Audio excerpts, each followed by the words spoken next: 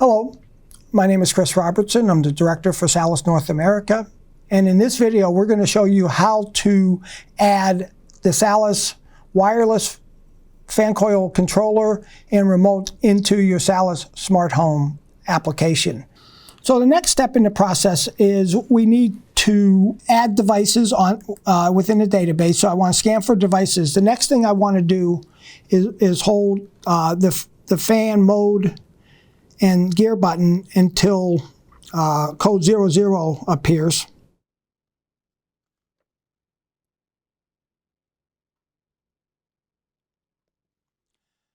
I want to scroll down to code 55, which allows the system to unbuild its current network and then rebuild the Zigbee network with the gateway.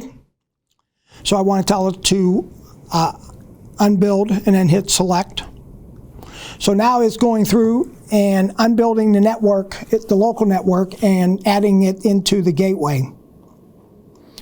At the same time, I want to put the remote into pairing mode by just pressing the gear button. And now, at this point, all we have to do is wait for the devices to appear in the database. So now we can see both devices have shown up in the database. So we want to select both devices to connect. And now the application is adding them into the database and into the cloud. So I want to provide unique names for each device.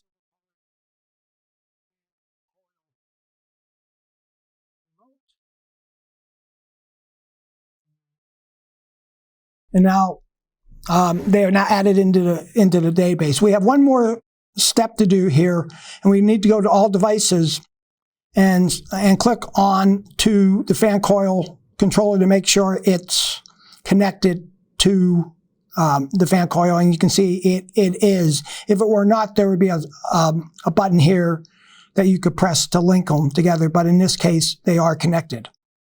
So now your systems are connected to connected together and in the database, and you can start using the app to control the thermostat. If you have any questions, please contact SALUS North America. Thank you.